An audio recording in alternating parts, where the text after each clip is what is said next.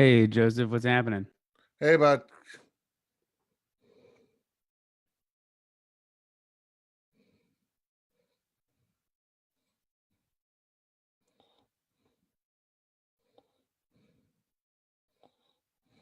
Hey, there's no audio for that video clip you have going, by the way. Okay.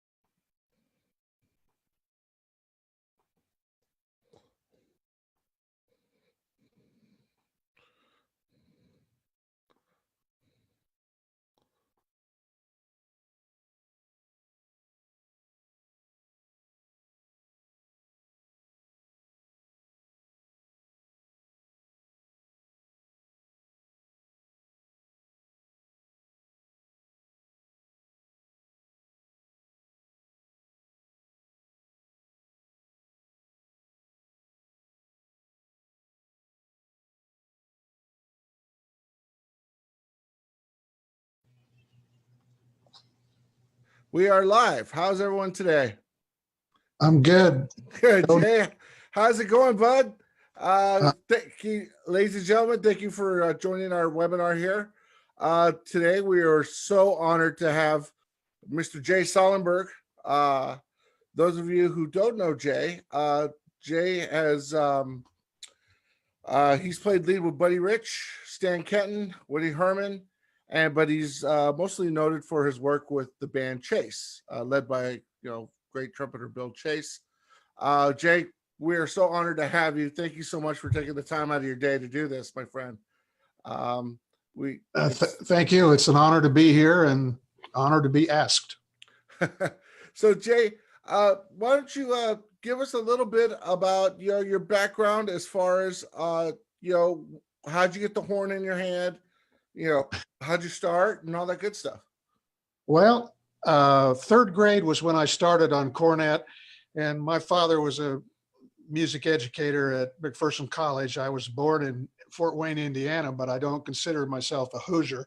But he moved the family to McPherson, Kansas, and so ever since I was 2 years old, I grew up in my mom teaching piano in the house and my dad playing violin, and I went to his band rehearsals.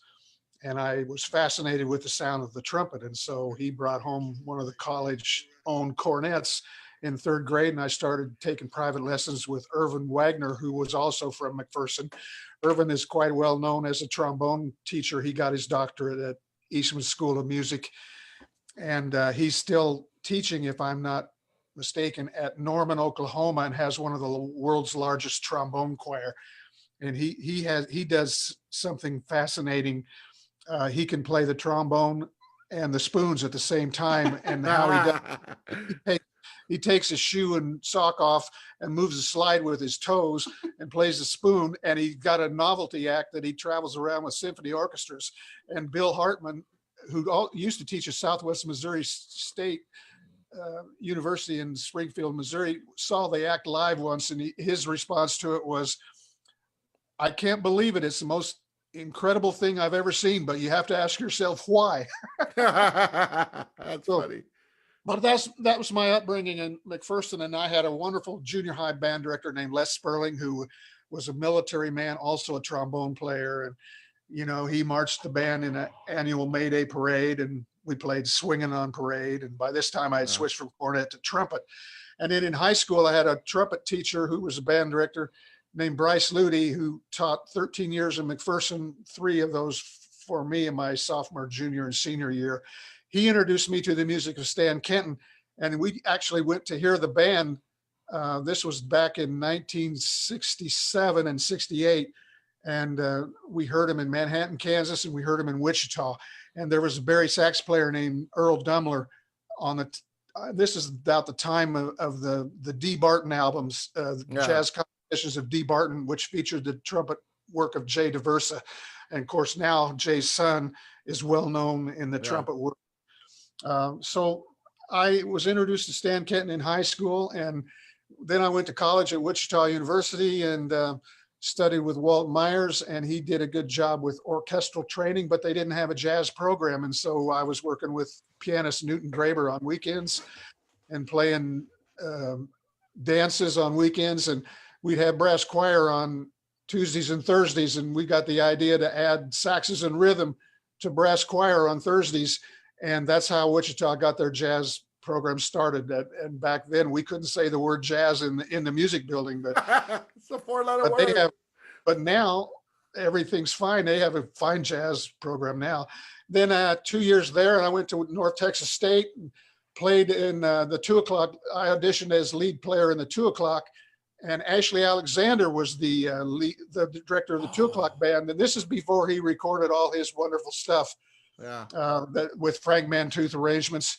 And then the 1 o'clock band had John Thomas playing lead trumpet, and you know him because he still teaches at USC, I think.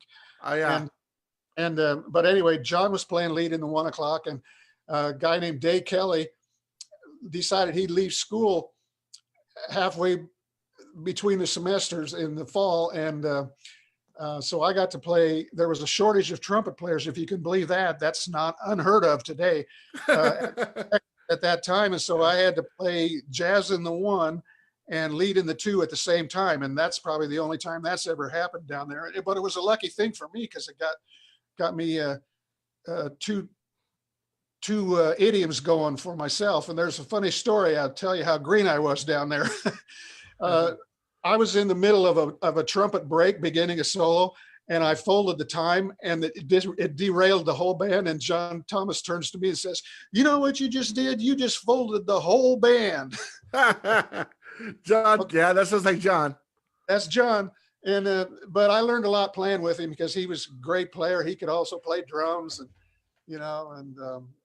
and then of course about this time, I got offered to play on the road with a group from Lawrence, Kansas, which traveled the Midwest ballroom circuit. This group called the Fabulous Flippers. And they get their name from, back then, we noticed what the cars that would go by would either have baby moons on their hubcaps or flippers. And that's how that band came. But it was a rhythm and blues group, and it had 2 trumpets and a trombone. And we did this arrangement of West Side Story and MacArthur Park and all this pop tunes, and some of the guys that I had been in the brass choir with at Wichita were also in the Flippers before I was, and they recommended me for the Flippers. And then later on, 2 of those guys went on the road with Chase during a non-recording period, and when they left, they recommended me to Chase. And so that's how I got from college, from beginning to junior high, through high school, through college, to North Texas, and on the road. And my first experience with a big time band that had a hit at the time. Their hit single was, Chase's hit single was Get It On. And they tried several times to follow it up, and they never could catch fire like Get It On did, you know? Yeah. I got to try, if I could ask you a few questions. Okay. So let's back up just a little bit. What kind of player were you? Like, were you always a first chair player? Were you always that kind of? Yeah, I played most of the lead and most of the jazz in high school, but my band teacher was hip enough to throw the parts around a little bit. And he was also into loyalty. Like, as a sophomore, I was 3rd chair. As a junior, I was 2nd chair. As a senior, I was 1st chair. And so I had to work my way up the ladder. And I did the same thing later on the road. You know, I played with Stan Kenton after Chase. And like I say, by that time, one band led to another. And each band was a stepping stone to the next band. Right. And I played 2 years under John Harner's lead playing as a 2nd player. And then when he left, I took over the lead chair. But while I was still playing 2nd, he introduced me the teaching techniques of Carmine Caruso. Oh, and cool. I know you're familiar with that because you studied with Laurie Frink, and Laurie was a huge Caruso disciple. Right. So let me ask you again, so you're at North Texas. Was Dan Hurley running the program then? Dan Hurley was actually at Manhattan University. Manhattan, Kansas State University, Manhattan. He was part of the faculty trio there. And Rick Stitzel, who has written some music and got it published in the Dallas-Fort Worth area, is a teacher at a small college down there. Rick was a student, and he's from Arkansas City originally. Yeah. And while I was at North Texas, I met Rick Stitzel, who was married to Martha Benton at the time, and Matt Benton had run Benton's music store in Manhattan, Kansas, and they had a rehearsal hall in the store there. And so when we do a week-long summer high school camp, the faculty would have rehearsals there and play jazz, and led by Matt Benton. And Matt was the educator who talked Stan Kenton into doing the summer clinics in the summer, the week-long camps. Oh, wow. And so I got to know the Benton family, and they,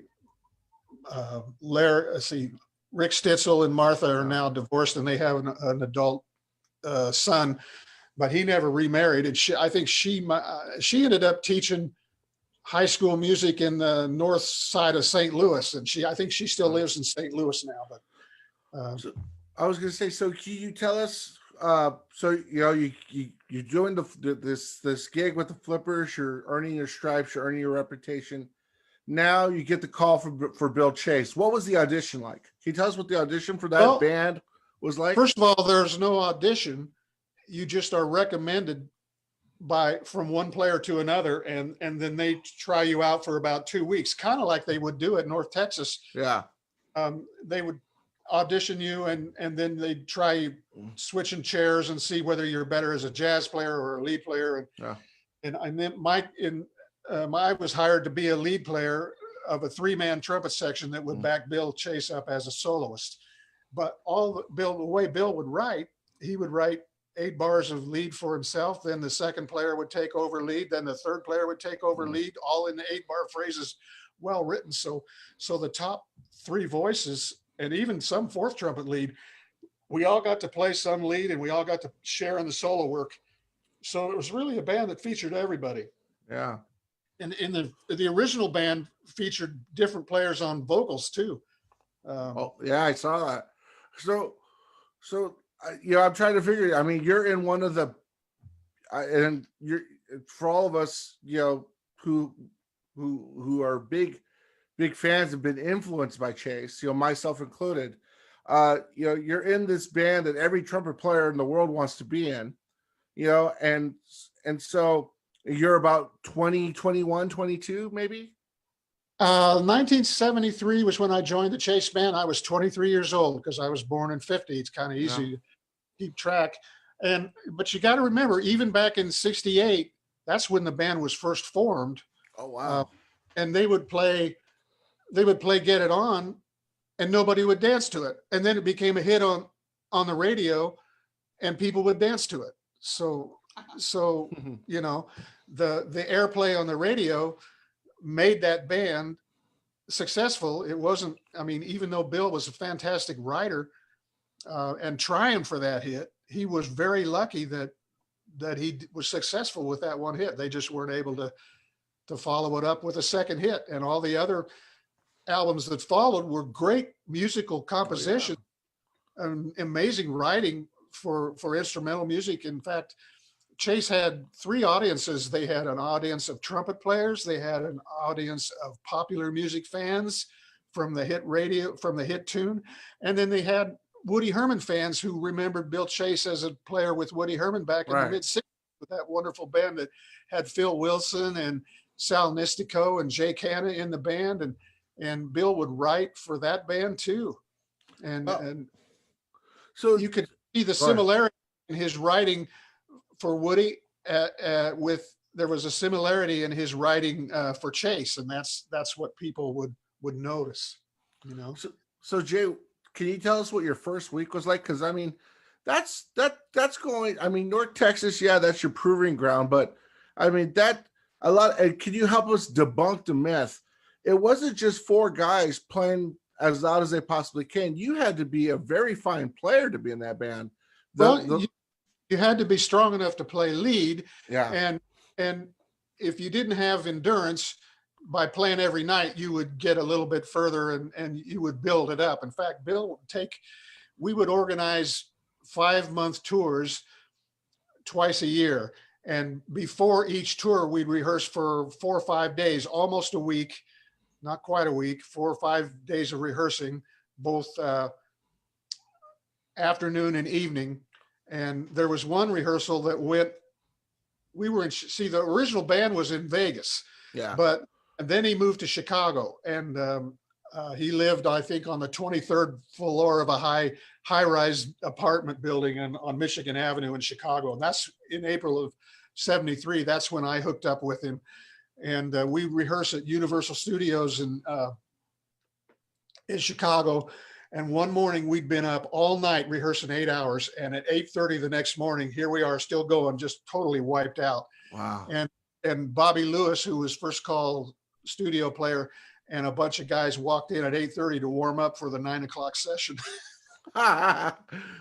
So that was the worst rehearsal we ever had. But Bill he just felt like being crazy that one night, so you never knew what he would do. Sometimes he would fall off, sometimes he'd doit up, and he taught me to play really short notes short. And he taught me to have the feeling of a fall off and add some dirt to it. Not really a fall off, but a dirty short note with the feeling of a fall off. He taught me that style, he used that style with his lead playing in Woody Herman too. I learned. Another thing he taught me was not to overblow the lead player. He was very sensitive about the second player not playing too loud, and so I was careful to be just underneath him, and Stan Kenton once told me that when I started out as second, that what makes a great trumpet player is a great second trumpet player. Right. They have to learn to work together, match each other's sound, and work together so that one doesn't. So they're not competing. They're communicating. You know. Right. So, I mean, let's talk a little bit, because I've got a million questions about the Chase band, but I'm gonna try to get you to answer maybe some of them in our dialogue here. Like, you have four amazing trumpet players, all that could do that. You all played good jazz, you all played good lead, and but can you talk about the chemistry between all four of you? Because there's this definite chemistry that. Yeah. We all liked each other. We were all from the Midwest. Three of those musicians. See, when I was there, it was Joe Morrissey, and he was a former high school music teacher. And then it was and he was older than the rest of us, but he played third. And then Jim Oates was just almost ready to graduate from college, and his father was a high school band director. His father was not happy with him not finishing his degree, and so he said to him, well, you're on your own if you do this. Yeah. Wow. and it turned out to be the right thing, because we all got. Jim Oates is one of my best friends, and he and I communicate verbally, and we're all good listeners. He's the anchor of the trumpet section. He's got the big low sound, and he's the anchor, and the rest of us and he's capable of playing lead, but he's a good anchor, a good solid low part player. And but the way Chase wrote, he wrote everybody up and down. And so sometimes Bill would we overdubbed parts, and there was one time where Bill overdubbed a fourth part for himself in octaves, and he played out of tune with himself on a recording. Wow. It was on an F, and he played a low F and a high F out of tune with himself. And it's okay because it had that pizzazz, it had that edge, because it was just one was slightly sharp, Yeah. And so, you guys, you have these, like I said, you have these four amazing guys. You have, then you're led by one of the best trumpet players in the country, in the world at that time. And, so, can you tell me how did that, you're on the band for what, 3 years? No, Chase was about a year and a half. Okay. Yeah. About a year and a half. Yeah. And then, like I said before, we'd go out for 5-month tours and take 6 weeks off at Christmas time and in July. And then before each tour, we'd have 4 or 5 days of rehearsal, usually a 3-hour rehearsal maybe, or a 4-hour rehearsal. Not a lot, but the average length of rehearsal. And most of that was just to learn the music, and sometimes it would be learning new music. In fact, he started getting more into odd meter towards the end. There was a lot of new stuff that he had written that never got recorded. It was unfinished. Mm-hmm. And then the tragic plane crash happened. So, and we had a whole successful college concert tour booked. If we could have just got over that summer hill, we could have coasted for another half year of successful gigs, but bad weather caused several missing planes that night. And we found out the next morning that half the band had perished in a plane crash, and they tried to land short of the runway, which was in Jackson, Minnesota. Yeah. Just north of Lake Okoboji, Iowa. Wow. Yeah. And so you were not, of course you weren't on that flight, but you were the still in band- the band. You were still in the band, right? 3 guys from Des Moines, Yeah. and I was from Lawrence, Kansas at that time. And that's where the Flippers were based out of. So, but anyway, KU is University of Kansas is there. And then, You've been in Houston. oh yeah, we had just finished a wonderful gig at Houston, Texas at the Village Inn Pizza Parlor. Not it was a nightclub, and it had a stage, and it would bring rock bands in, and we played 10 days there. And we met Nelson Hatt there. And Nelson Hatt, at the time, Woody Herman was looking for a trumpet player. And so we recommended Nelson to Woody Herman. So Nelson went with Woody for 4 years. And then then I went with Stan Kenton for 3 years. Mhm. And then Nelson recommended me on to join Woody's band back in 1977. So I got to hook up with Nelson again. This time I was playing lead and he was playing second. So That's cool. So he helped me break into Woody's band, and just like John Harner helped me break into Stan Kenton's band. And we were all green and inexperienced. It was all in the Chase band. We were all trying to learn the music, and we were excited about traveling and playing with Bill. And we didn't really know that much, but we learned quite a bit about what to do and what not to do. All right. So because every now and then Bill would like to go out to dinner before each gig, and he would come in just in time to make the first note. The band directors would be a little bit nervous as well. Is Bill going to show? Yeah, he'd always show, but he liked to cut it close. Fun before the job, you know. So can you tell us, and again, I got a 1,000 questions here, but can you tell us, what was Bill like? What was he like as a guy? He was a nice guy. He was from Boston, and his real name was William Chiazza, and it was spelled something like Chiase or something like that. Yeah. I'm not sure, but and he was obviously Italian, and his parents. While I was with Woody, his parents sent Woody a Christmas card, and said, "To the old road father," meaning how many people Woody had launched their careers, like Stan Getz and people all through his 50+ year history of being a band leader. Yeah. But that's how the Road Father album got the name. Oh, cool. From Bill Chase. So yeah, I heard he was a nice guy. He was mellow. He seemed like a mellow Midwesterner, even though he was from Boston, you know. But he liked the Midwest attitudes, and all of us were easygoing. We got along with everybody, and we had fun when we played. Yeah, and we respected each other, you know, and we were good listeners, and you know, and we were all strong players. But you know, when you get to play with somebody every night, you learn what everybody's strengths and weaknesses are, and you learn to write. He learned to write for everybody's strength. He knew what my range was, and so he would try to push me just one note above that. Yeah. And wow. then by the end of the tour, I was almost there. So I heard he was also very generous. He was a very generous individual. Well, that's what I heard. Yeah, I was. We got a pretty good salary. We were making about $300 a week. Wow, which was big money back then, because the Kenton band was only making $225 a week back when we were making. And then John Harner talked Stan into raising the second trumpet player from $225 to $250. So I started playing second trumpet with Stan at $250. And then when I went to Woody Herman 3 years later, I asked for $300, and that was good money at the time. Everybody else was making about $250. And when I got to Buddy's band in 1980, I was making $400. And, wow. And I think some of the other cats were making $450, but who had been out, you know, longer than I had. But that was your average salary of road bands back then. It wasn't that great.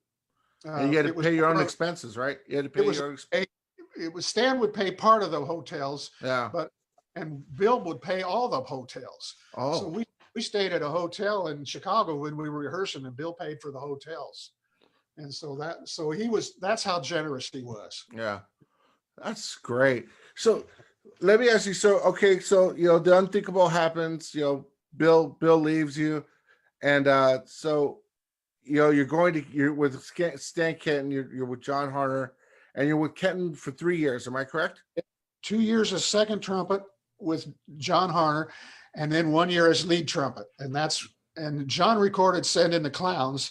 And then 2 years later, I got to play it, and that would be the first tune that we played each night. You know. Oh wow! That went up to a high A flat, so I had to warm up using my Caruso, which John Harner taught me, carefully, and so I could make sure that I had that note to play in the first tune, and then so that was hard. And I remember when I was in high school and I saw the Kenton band in Wichita, Stan would say to the audience, just give us a few tunes to get warmed up, and then we'll get into something with some substance. So I got one question. So what was the transition like going from Chase to Ken? Because they're the same, but they're different. I mean, it's demanding as a player, but physically, all the bands were similar. As a lead player, the physical demand on the lead trumpet, and when I was with Woody, I played 90% of the lead, and when John Harney was with Kenton, he played at least 90, maybe 95% of the lead. Yeah. And then everybody else had some lead, but most of it was either split between the first and second players. And back in the 80s, after I'd left Woody's band, they actually went for a while with a 60-40 split with 2 lead players, first and second chairs. And by then you had players like Ron Stout and Roger Ingram and a couple guys before Roger. And that's where they started that 60-40 split. And I think when Roger was with them, he took a lot of it back, played most of it when he was there. But and then the writing was really hard. I mean, Frank Tiberi wrote a really hard tune of, what were they doing? They were doing Congo, which was popularized by the Miami Sound Machine. And then Frank wrote a tune that John Coltrane recorded it. And I can't remember the title of it. One word begins with the letter C. So is it Central Park West? No, that's a ballad. This was a faster tune. I'll think of it later. But John Fedjock was writing, and he wrote really hard. And just like who's the piano player that Wayne Bergeron? Wayne Bergeron is the big band, the piano player that writes. He writes for Gordon Goodwin. Yeah, Gordon Goodwin. He writes for. My mind's going blank here. The great lead trumpet player in California. What's his name? Wayne Bergeron. Wayne Bergeron. Yeah. Yeah. And he writes for Wayne, and only Wayne can play those parts. And John Fedjock would write for Roger Ingram the same way. Yeah. But my job was to fill those shoes. I mean, I took Al Vizuti's place. And Vizzuti and I recorded 3 albums where we had a 50-50 split in the recording studio. But then we went on the road. I had all of it at 90, but we were recording 6 hours a day, 2 sessions. And so we really needed 2 lead players to split it up to get through the recording. And Woody did that. He did that with John Thomas. And John Thomas actually was one of the youngest lead players at age 22 that ever played lead with Woody Herman. He brought in Al Persino to do the Raven Speaks album, if I'm not mistaken. And I think that album had Alan Broadbent's composition Reunion at Newport, which was one of my favorite tunes in the Woody Herman library. Yeah. So out of all with Bill, with Stan, with Woody, with Buddy, which band changed you the most as a player? Each one changed me a lot. Each one was a tremendous experience, different styles of music. Chase had his style of playing, and you could hear it in the middle 1960s band of Woody Herman and Jake Hanna on drums, really on top of the beat. And then, of course, you listen to Buddy Rich, he'd be really on top of the beat, really aggressive. And then you hear the Basie band. I didn't play with Basie, but you hear the Basie band play You Gotta Try at a slower tempo, and everything's on the backside of the beat, right? It's not frantic, but it just grooves more relaxed and more laid back. It's still aggressive, but it's totally different style. So Bill was really into playing on top of the beat and writing, challenging everybody and making all the parts interesting for everybody. But they all had really hard lead books. I mean, if you look at some of these recordings that Eric Shero has done, he played Bill's parts on some of these reunions that we did. The first reunion was recorded in St. Paul, Minnesota at the Minnesota Music Cafe. And there were 500 people that showed up from all across the country. Yeah. And it was a great event. And Eric played incredible. And we hadn't played this music in 30 years, and we had forgotten. We were young and in shape back and foolish at the time we did all this. And now, and everything back then was exciting and higher, louder, faster. And of course, now that I'm 70 years old, I much prefer lower, slower, and softer. Back then we'd race to the bandstand to play first. Now we race to the bandstand to play fourth or fifth. That's so cool. So you have this, like, and again, you have this career that a lot of trumpet players are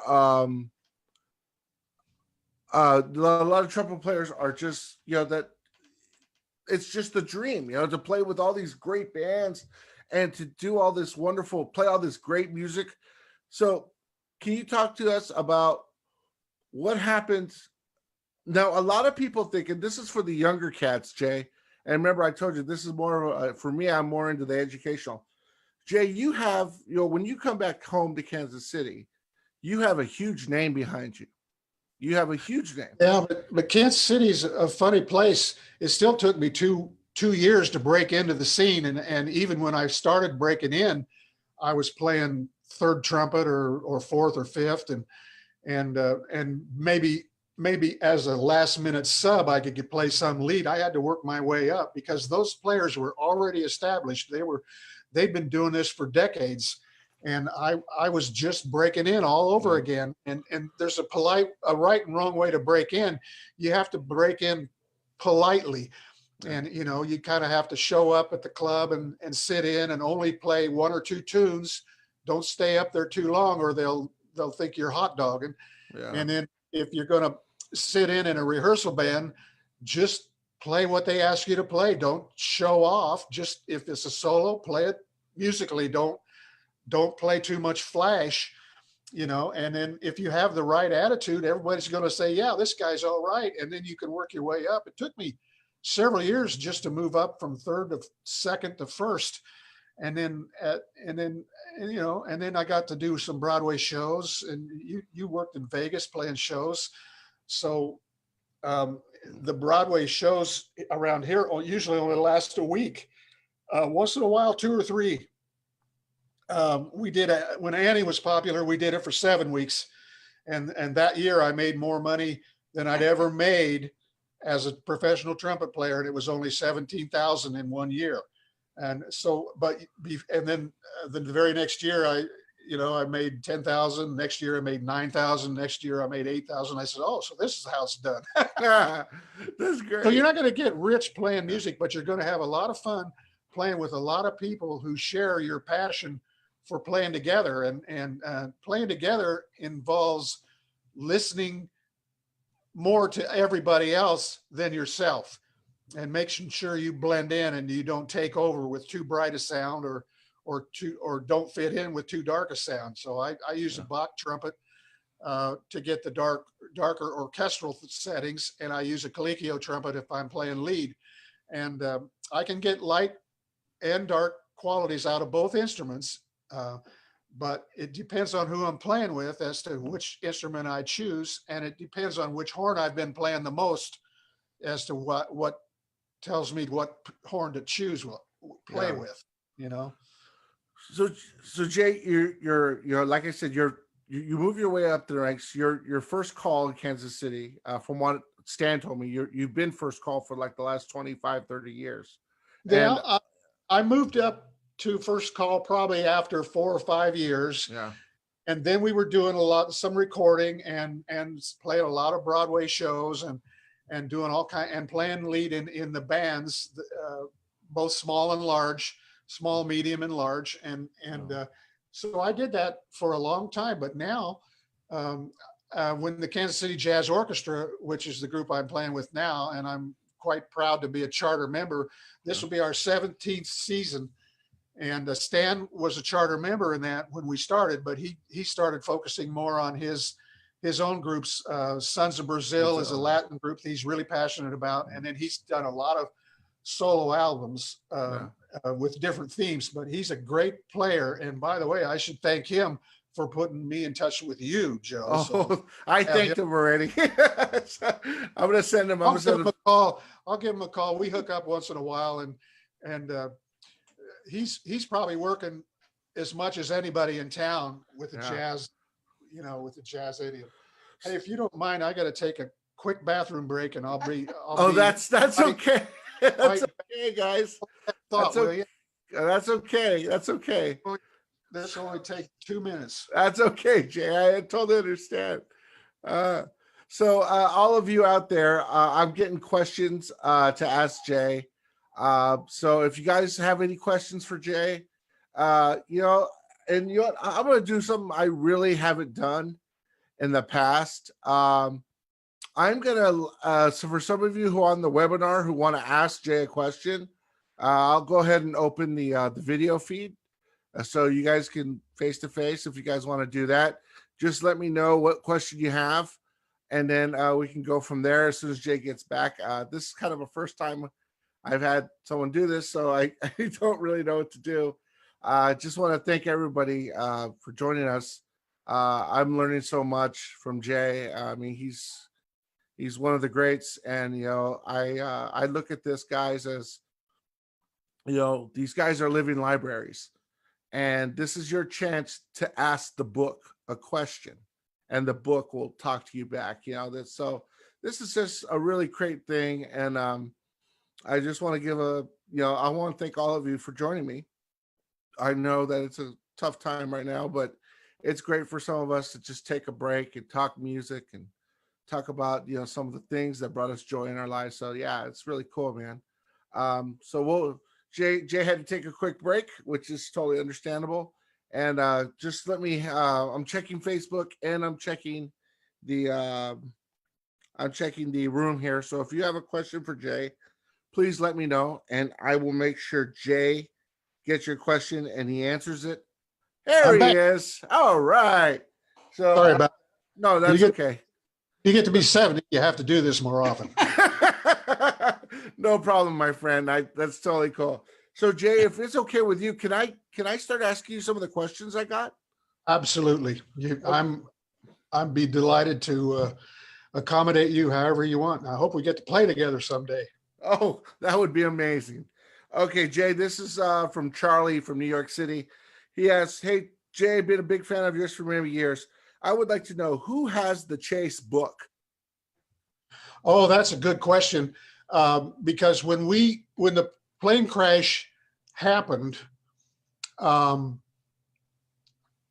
Ryder rental truck that had all the equipment got stolen 2 or 3 days after the crash. And everybody, we had our music memorized. Yeah. And at the time of the crash, Joe Morrissey had left the band, went back to Des Moines. Actually, he went back to Minneapolis. He was from Des Moines originally, but he moved to Minneapolis. I'll let that go. Byron Lingenfelter, who was with the original band in Vegas, his wife was pregnant with their first child when Bill was rehearsing the band at the very beginning. And so he didn't get out. He didn't get to play. They rehearsed in his living room in Vegas with wire music stands at the very beginning before Get It On was even a hit. And then when the band went on tour, Byron didn't go on tour. So they had Ted Piercefield, Alan Ware from Wichita, Kansas, which is how I got on Chase. Is another recommendation of a fellow Kansan. And Byron kept his book, and Byron doesn't play anymore, but he still has his book. And he showed up at the reunion just to hang out. He didn't play, but he's the only guy that has the third trumpet book, we don't even know where the books are, where the music is, because the rental truck and all the equipment got stolen. So it is theoretically, it's out there somewhere, right? It's out there somewhere. Yeah. Bill wasn't very organized with details like that, you know, and he would, if he'd get a receipt, he'd just shove it in a drawer and then show up with all this paper. Whenever he did his income taxes, he had an income tax guy in Chicago, and I used him for a while, and then the guy told me politely that I wasn't as big a star as he was, so he wouldn't be doing my income taxes anymore. So meanwhile, I found somebody else. That's cool. So I got another question from Barry. Barry's from North Carolina. He says, Jay, big fan of Chase. I was wondering, Jay, you be the lead trumpet player of Chase and all those great lead trumpet players. What was the one thing that, in your opinion, what was the one thing that set that band apart from other trumpet sections like Maynard's trumpet section or Buddy's trumpet section? Because in my opinion, that is the trumpet section of all time. Well, first of all, attitude is huge. We all got along, and Bill's writing, he made it interesting for all of us, and we were all good listeners. We knew how to match each other. We got along, and so those three things are huge. Speaking of attitude, if you want to check this out, there's a pastor from Texas. His name is Charles Swindoll. And in the 80s, I became familiar with the teaching techniques of Bill Adam, and he passes this paragraph from Charles Swindoll to his students. He says, "The longer I live, the more I realize the impact of attitude on life." And then there's the paragraph, and it closes with, "I'm convinced that life is 10% what happens to me and 90% how I react to it. And so it is with you. We are in charge of our attitudes." So attitude can make or break anything. It can make or break a church. It can make or break a band. If the second trumpet player comes in trying to compete with the lead player, chances are they're not going to get along. And Bill was real sensitive to that. And I learned from him when to back off. You didn't play loud all the time. You would play loud. He would shape phrases with dynamics. And if you listen to all the great lead players like Al Pacino, Bobby Shue, or listen to the Basie Band. The Basie Band has a history. Paul Cohen used to play lead with the Basie Band. He was a studio player, but he would go out with the Basie Band just to recharge his batteries. That band could play softer than any band, and they would play 6 dynamic levels, and they would only play double forte about 5% of the time, and that would be at the peak of the shout. Yeah. And so even as loud as we were an electric rock band, but we were also a jazz fusion band.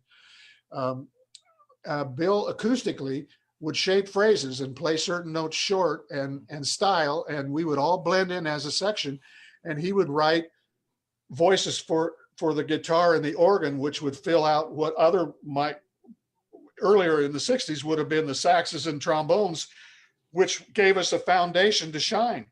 Yeah. And that was the anchor. So the way he wrote is probably the biggest part of why the band sounded so good. It wasn't just his playing, it was his writing too. And it was the fact that he could write for people that he knew what their capabilities were, you know, and he wouldn't push them too hard, but he pushed them just the right amount. So a lot of great writers wrote with specific people in mind, like Duke Ellington wouldn't put first, second, or third trumpet on the part. They'd put the guy's name on it, you know? Yeah. Like, whatever, like Pat Anderson, you know, or Cootie Williams. Yeah. So I got another question. This is from Dave. He's actually from Florida. And Dave asks, he says, Jay, okay, I'm trying to read this correctly. Jay, when you were in Chase, Were you guys sponsored by a specific musical instrument company like Shoki, or what did everybody play the same type of horn, or did you guys just play your own stuff? We played our own stuff, but Yamaha helped us out by sponsoring us with the flugelhorns. We played Yamaha flugelhorns. Bill played a Schilke trumpet, so Bill was sponsored by Schilke, and Yamaha sponsored our flugelhorns. I had a Benz trumpet, which was made. It was called the Claude Gordon model Benz trumpet. It was one of the best trumpets I ever owned, but it wasn't bright enough to blend with Bill's Schilke. But I also had a Getzen. I played a second trumpet with that Getzen, and the whole time I was with Chase. So it was Bill's Schilke and a Getzen, and I later sold that Benz to Jim Oates, and then he later sold it to somebody else. And I asked him, "What happened to that Benz?" And nobody knows. So we all played our own, and then Joe Morrissey had a Schilke with a large bell. Yeah. And then when Dennis Dotson on Woody's band played a Buck, but I played a Colicchio, and Bill Byrne played a Bench, and Glenn Drews played a Buck, and all these horns. And I asked Dennis one time, I said, do you like Colicchio trumpets? And I was playing a Colicchio at the time. I switched when I was with Kenton. I switched to when I played lead. I switched from Getzen to Colicchio. Yeah. And I asked Dennis, "Do you like Colicchio trumpets?" And he said, "I like sitting next to him." That's great. So I have another question from Derek Young. Derek says, "Okay, I have a question. How did you stay within good graces of Buddy, assuming you were able to pull that off?" Well, nobody's really able to pull that off. We had this conversation once before. Yeah. Andy Fusco, the lead alto player, was out for 3 years, and he was fired 14 times. And you told me that Bobby Shue was fired 26 times. And I said, something wow, like that. And off and on, you know, and then, but with Buddy, it was like a contest. And if you came on the band for the second time, Buddy, first thing Buddy would say to you was, "Did I fire you, or did you quit?" So anyway, I didn't like it. I didn't like him yelling and screaming. I loved the music. The band was fantastic, and his drum solos were unbelievable. And in fact, there's a funny story I told you earlier, how we were doing this 3-movement suite by Bob Mincer called Good News, and it ends at the end of the third movement with a drum solo and a coda. Well, so does West Side Story, and so does Channel One Suite. 3 movements. The middle movement's usually a ballad, and then there's the third movement, which is faster. And one night we're playing Channel One, and the count off after the drum solo to Channel One is in 4. Yeah. The count off to the coda in West Side is in 3. So here we are, 3 movements and the drum solo into Channel One, and he counts off the coda to West Side Story. We actually did this one night. Oh, wow. 3 movements and a drum solo of Channel One, followed by the coda to West Side Story. And after that, all of us looked at each other and said, "I can't believe we did that." And I wish we'd recorded it, but we didn't record it because that would be on the internet if it would ever record it. You know, that was Buddy fined himself $20, puts $20 bill in the well of the bus, left it there for 3 days and took it down. Now, here's another question. This is a very good question, by the way. At least I think it's a very good question. Jay, what was the one thing Bill Chase did to really influence your playing? Was there one thing Bill Chase did to influence you playing? That's an excellent question. And I think the fire that he had, when I was in college, I listened to the band in the 60s. And while I was at Wichita before I went to North Texas, and the fire that he had in his playing would spark the band like nobody else. And Lynn Biviano had that same kind of fire. And Maynard Ferguson had that same kind of fire. In fact, if you listen to the recording that Stan narrates from 19, I can't remember, or early 52. It's got to be because Maynard left the band in 1952. Yeah. But he says, we're happy. He introduces Maynard, says, we're happy and lucky that we have somebody like him that can create great feelings of fire. Oh, and that was, This is an Orchestra prologue. That's the album I'm talking about. But anyway, Maynard had it. Chase had it. Probably any great lead player that had a little sizzle in their sound and an aggressive way of playing on top of the beat, that would spark the band, and that was exciting. And that's that I learned to play that way by playing second to him. And then I was able to use that later because Stan Kenton was such a different style. Stan was very clean about releases and ensemble, no vibrato. And so after 3 years of no vibrato, I hear all of a sudden I'm on Woody's band, and Woody says, it needs more schmaltz like Conrad Gazzo. But see, Conrad played in some of Woody's earlier bands. Yeah. And then of course, famous studio player, you know. So and then the fact that he could also improvise and write all these things and playing next to him was exciting because he's experienced and I'm a young pup, you know. Yeah.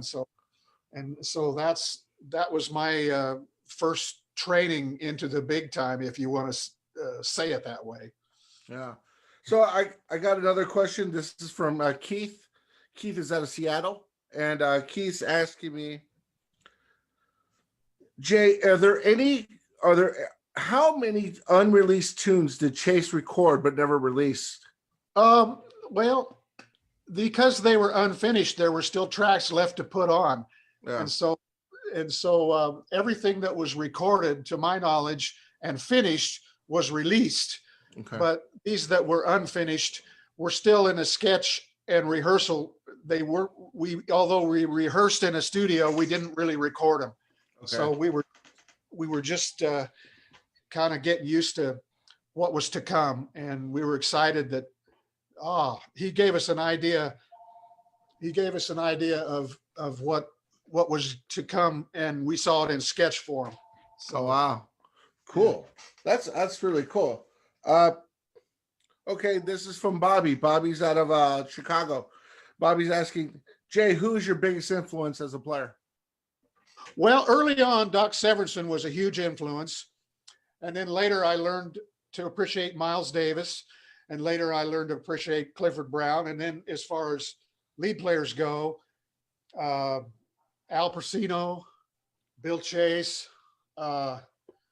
Oh man, I could start. I mean, Clark Terry was a huge influence on just about everybody as a jazz player, because one of the hardest things to do in jazz is to create your own voice. I mean, a lot of us are influenced and sound quite like this guy, like Sam. Sam Noto was big too. Sam Noto played lead and jazz, and anybody like Bobby Shew that can play lead and jazz, and like Lou Soloff. All these cats are my idols, you know.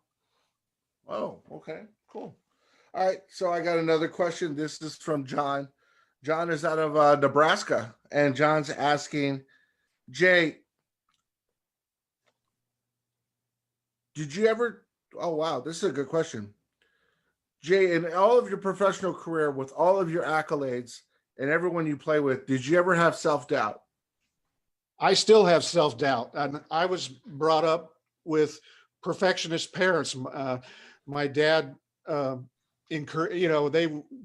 wanted me to shovel the driveway off perfectly. They wanted me to mow the lawn perfectly. They didn't want me to miss any notes. They never punished me physically, but I was brought up perfectionist. And so I had that discipline. In fact, Bill Chase once said that I was a disciplined player. And I had to be because he liked to have so much fun. Somebody, as a soloist, we were back there getting tight, even though he was doing something different up there, you know? Yeah. So that discipline, and even though as green as I was, there was still some discipline. So, Hey, I'm sorry, but I got to use the bathroom one more time. You'll probably never ask me to do this again. No, it's okay, Jay. That's totally cool, man. Totally cool. This is great. So I apologize, guys. So Jay has to step out for a second. And again, I want to thank everybody who's watching this webinar. Keep the questions coming in. Jay's more than happy to answer your questions. He's a great cat, and he's just a walking library, a living walking library of information. I'll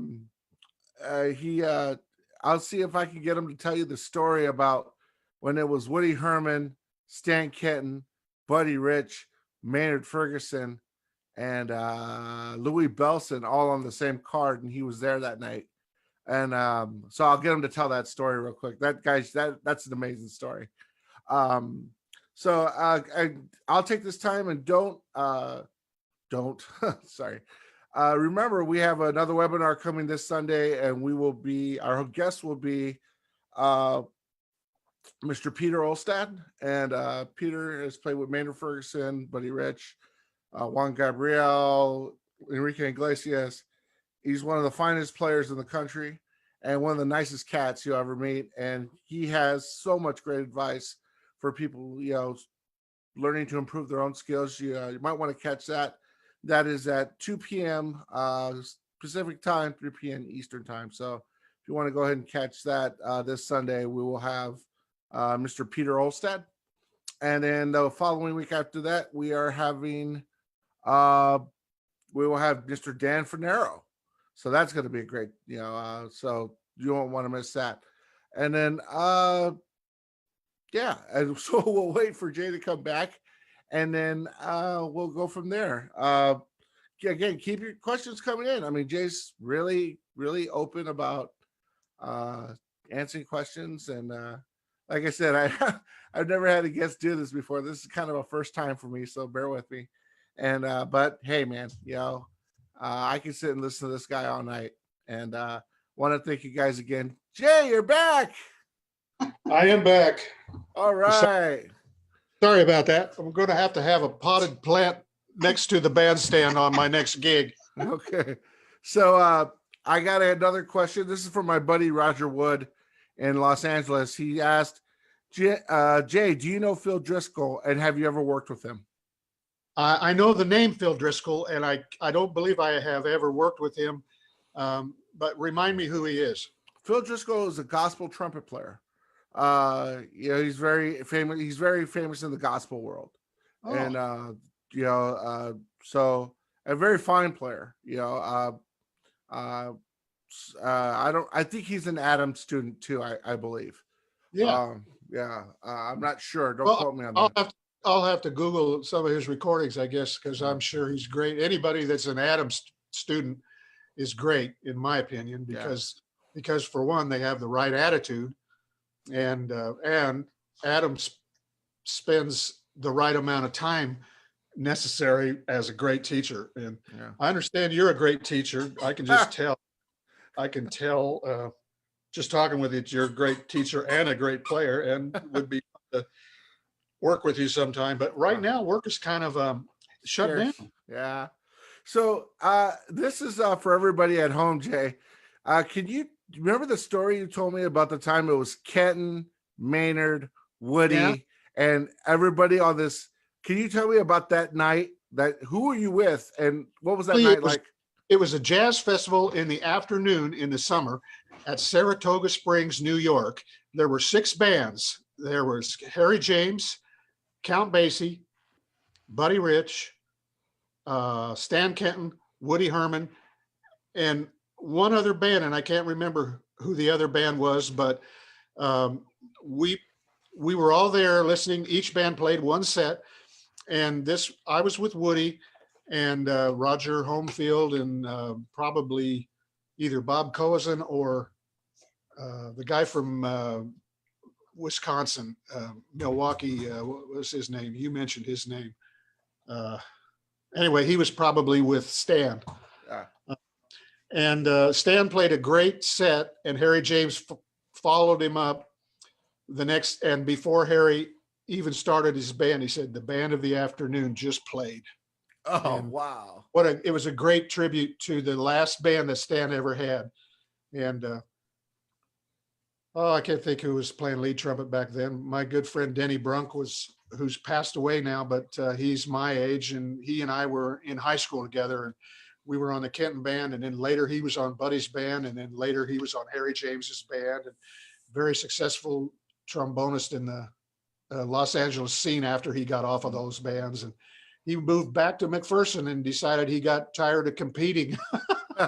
So Because yeah, there's a lot of competition out there in the bigger cities, and the Midwest is competition, but more politely mellow. If I think, depending on certain attitude, again, is I'm really big about being polite and being nice. And I always tell players, young people, to learn to get a beautiful sound, learn to blend that sound with your neighbor, favoring your neighbor. And if your neighbor does that in return with you, then you melt together as one, and you have a beautiful blend. And that's all these great trumpet sections that I played in had that chemistry. We had that attitude. We had the camaraderie. My Jim Oates was wonderful. And I mentioned Glenn Drews was a wonderful player in the Woody's band who could play lead. He could play jazz. And Woody would play this lick and we called the lick the Thundering Bird. And whenever Woody would play it, Glenn would put a plunger on top of my shoulder and wiggle it like that. And whenever Woody would play that lick, and it was kind of a fun thing that Glenn just made it. He was a great player, but he had a great sense of humor and made it funny, made it fun for everybody, Well, that's great. So here, this next question is from Elliot Deutsch. Elliot is out of the Los Angeles area. He's also a very fine composer. In my opinion, he is the next big major composer in Los Angeles. That's my opinion. Does he write for films too? I'm not sure. I'm sure he has, but he asked this question. Phil, look at all these great writers who were part of the big band era who became film writers later on for movies, Lenny Niehaus. Yeah. And Lenny Niehaus used to do all of Clint Eastwood's movies. Yeah, Lenny just left us, I think, a day ago. So it's sad. But this question from Elliot says, Jay, how are you keeping busy during these COVID-19 times? I'm busy taking care of my family. We have 2 grandchildren.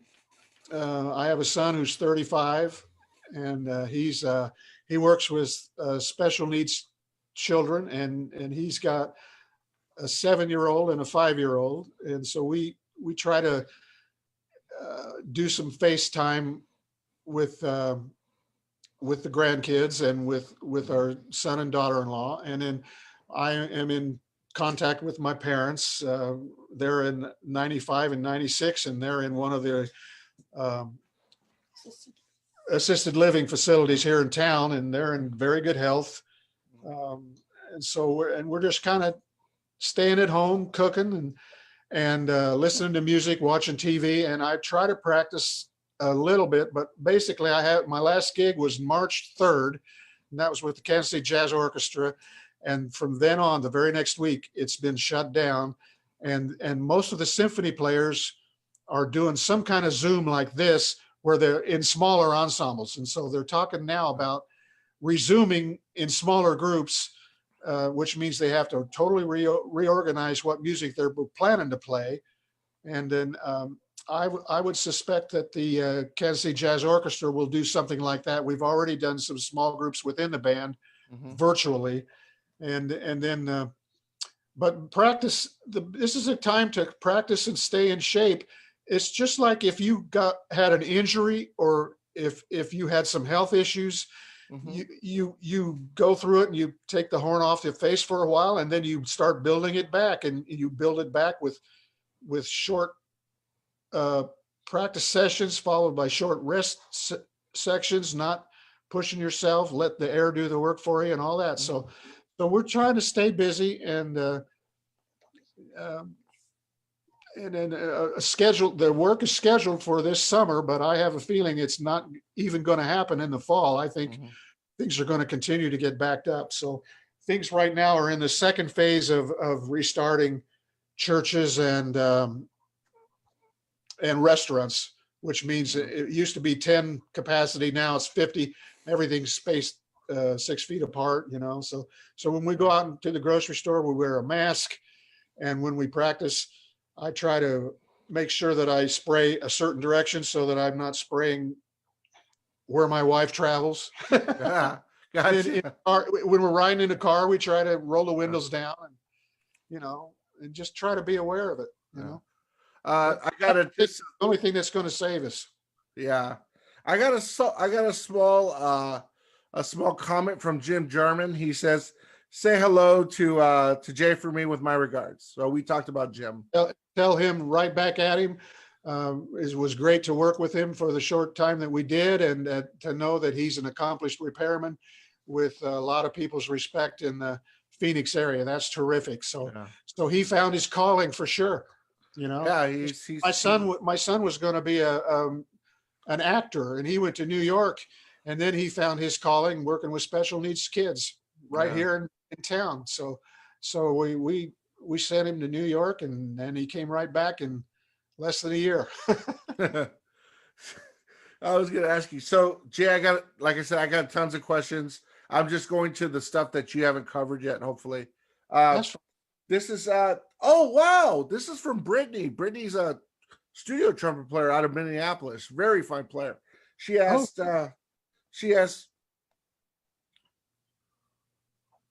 how long did it take you to memorize the Chase book? Well, we had wire the first 2 weeks on the band that we went on tour. We had wire music stands, and we were at a club called La Bastille in Houston. And that's where Nelson Hatt was. I met Nelson there, and he later helped me get on Woody's band. We helped him get on Woody's band. But at La Bastille, after 2 weeks, Bill started taking the music away. Here I am playing, reading the music. He starts taking the music off my stand, and I had no choice but to learn it. That's great. So basically had to memorize. He was telling us, okay, you've had 2 weeks to memorize it. Get going.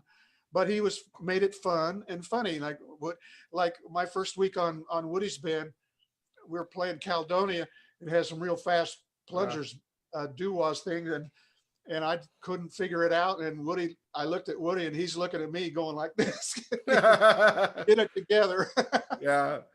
So what? Well, also, this is another question from Jacob. Jacob's out of Las Vegas, good friend of mine. He says, "What was Woody Herman like? What was he like as a guy?"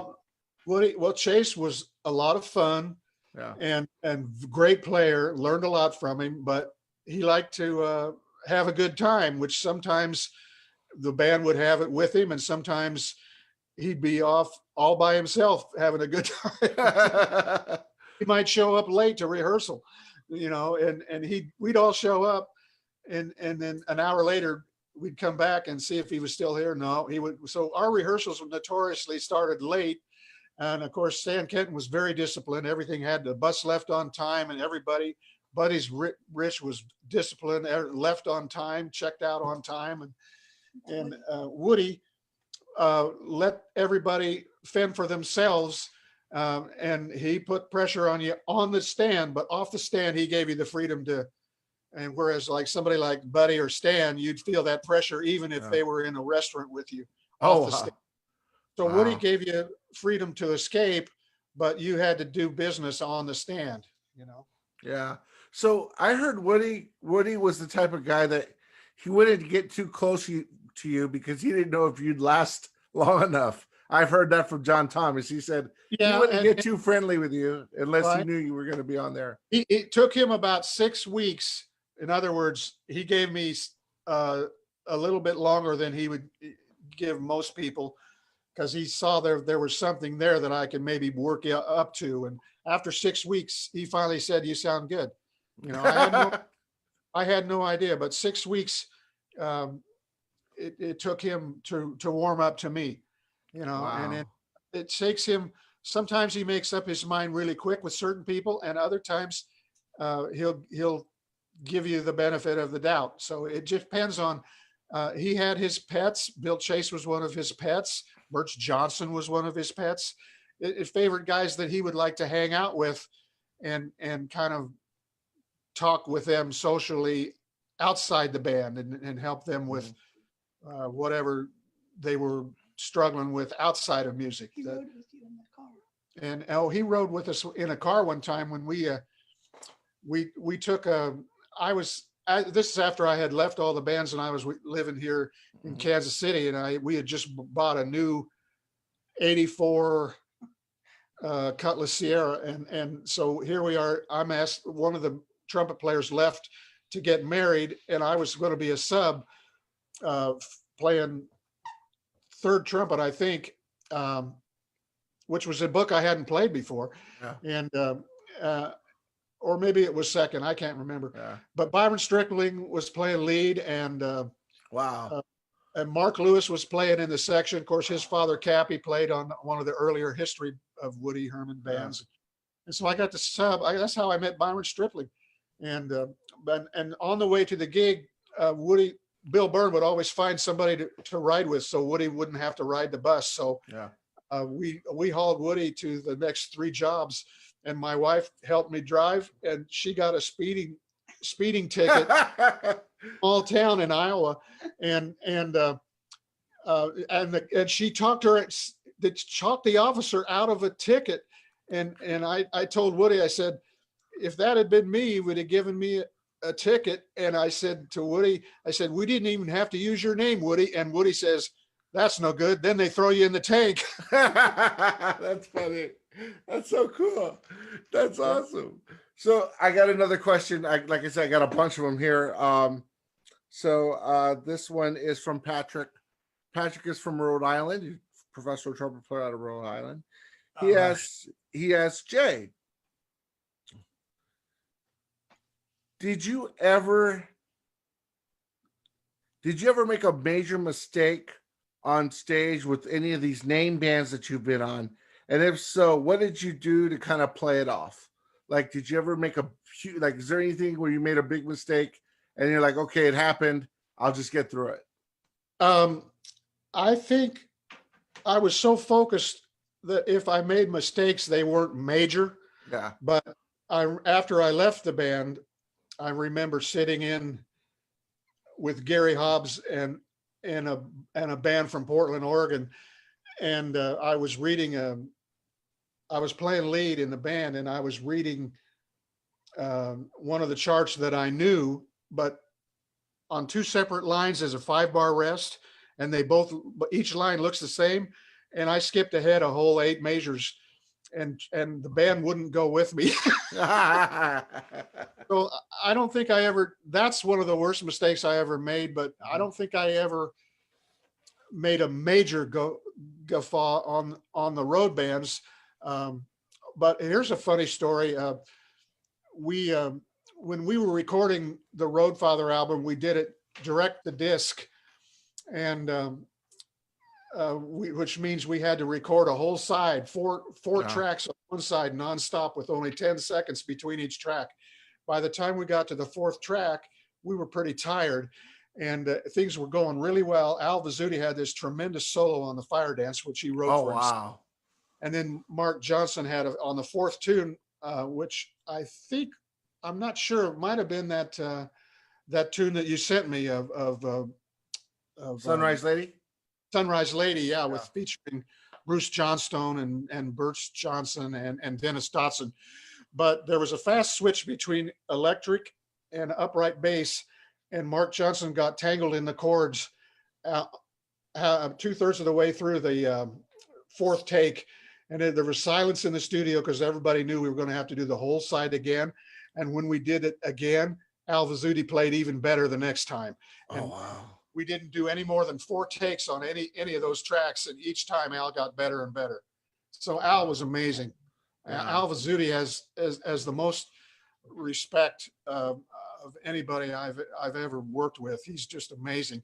Another story of him, his first week on the band, he didn't make a mistake for an entire week. And then when he finally did make a mistake, everybody turned around in disbelief.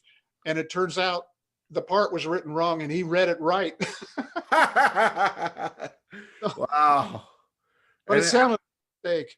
So sometimes mistakes you can get away with. Sometimes they're very obvious. And if they're very obvious, Buddy Rich might respond with something like, well, you didn't have to get it all over me. Wipe yourself off. I got another. This is from Johnny. Johnny's my buddy out of Boston. He asked, is there any plans for a Trace Revisited concert anytime soon? No, because we've lost several more members. Gigi Shin passed away. Right. And then a wonderful keyboard player who helped write Twinkles for Jerry Van Blair. Jerry was the fourth trumpet player who actually Bill wrote Bo Chowa for Jerry, and his nickname was Bo. Yeah. And then the three soloists were Chase, Wally, Jan, and Jerry. And so that's where Bo stands for Jerry's nickname, Cha stands for Chase, and Wah stands for Wally. Yeah. Those are the three soloists on that track. So Bo Chowa, that's how I always thought it was some kind of an Indian name or something, but no, it was names for three of the cats. Yeah. Wow. So no plans for any type of. No, first reunion was the best. Eric Wow. Mia Cheryl was fantastic. And then the second reunion was at Boston. And Phil Porter was the keyboard player that passed away. And Eric was there, and Eric played probably even better, according to Jim Oates played. I didn't do the second one. Yeah. I did the third one, which was in Minneapolis. And then I did one in California when they had a reunion of all the 1970s road bands. They had Buddy Rich reunion band, and Chuck Finley played in. They had Woody Herman reunion band, and Bobby Shue played lead trumpet, and I tried to play the piccolo trumpet on Pavon and didn't do very well. And Bobby put his arm around me and said, "Nice try, kid." He didn't say that, just giving me support. Yeah. He didn't say anything. He just said, "Good effort." Yeah. And then who else in the trumpet section was Mike Bax and myself, Jim Oates, Carl Hufstetter, Steve Hufstetter, and Carl Saunders. Wow. Man, that was so I got to meet Carl for the first time, and he was really a nice person to hang out with. Easy, great. I got another question here, and like Jay, first of all, I want to thank you for your time, my friend. This is like a history lesson, man, and it's like when you left, I said this more than once. I said it's like talking to a library, but you can ask the book a question. You know, I mean, you guys are living libraries, and and it's great. And, that's a nice way to think about the history, but I learned a lot about jazz history when I started with listening in college to records, and learned about Chase and the history. And when I was with Woody, I learned about the earlier history of the band, and with Stan, all the cats that came through that band and all the different progressive periods that he went. He could have been a millionaire if he'd have stuck with anything, but he was always moving forward and abandoning a great idea, which didn't last that long. And he was always ahead of his time. Yeah. Bill Chase was ahead of his time as a writer. His attempt at trying to be commercial probably got him in trouble with some pretty risque lyrics to some of the pop songs. But as a writer and a trumpet player and a musician, he was really great. And I learned a lot from him. Yeah. And I learned a lot from all the cats I played with. I played in several great trumpet sections. And the current section I'm with, the Kansas City Jazz Orchestra right now, is with Bob Harvey and David Aberg, and Clint Ashlock is a trumpet player. He's the leader, but also Steve Malloy. Steve and Bob split the lead. I moved down to third chair 17 years ago when I started with that band. I was still playing lead in Broadway theater. Yeah. But basically, I play lead in a couple of bands, but it's nothing as hard as the road bands that I played when I was more youthful. Yeah. Well, again, I want to thank you for your time, and like I said, thank you so much for sharing your experiences with us. For Well, some of us, thank you for asking. I'm honored to be a part of this. And if you want to hang out again sometime in the future, hopefully I'll be alert and well to respond and maybe recall some of the other. And thanks again to your students and to all the people who participated. It was wonderful hearing all your stories, yeah. and all your questions, and I appreciate it. So just Putting me one in more. touch, buddy. I'm sorry. I appreciate you putting me in touch with everybody. Yeah. Oh, anytime. I got one more question for you, and then we'll call it a day. Okay. Oh. So here's the last question. This is from this is from my buddy Joe. Joe's a lead trumpet player out of New Orleans, and he asked, Jay, what trumpet do you play on now, and did you do a lot of equipment changes when you were going through these various bands? I still play the same mouthpiece.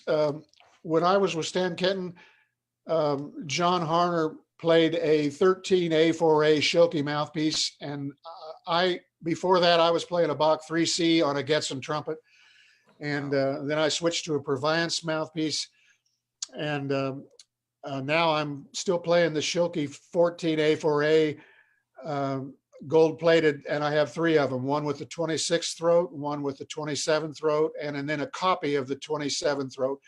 And the one I play lead on is the original 27, and the middle, a little bit darker than that is a copy, and the darkest is the 26th throat. Mm-hmm. And the top 2 are the 27s are the ones I use the most often.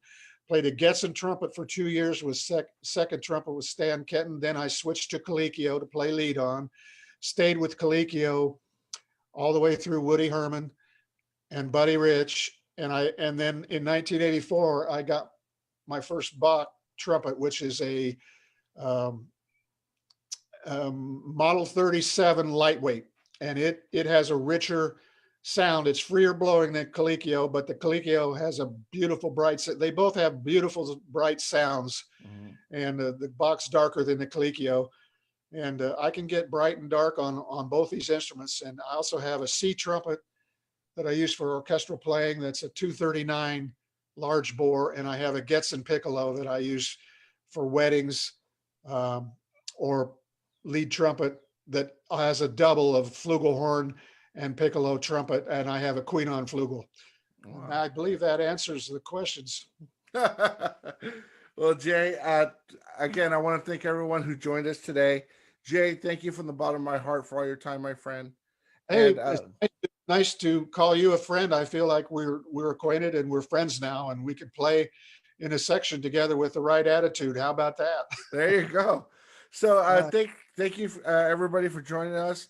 And just stay safe out there, and join us next Sunday. We will have our next guest. Jay, thank you for all you've done for trumpet players, my friend.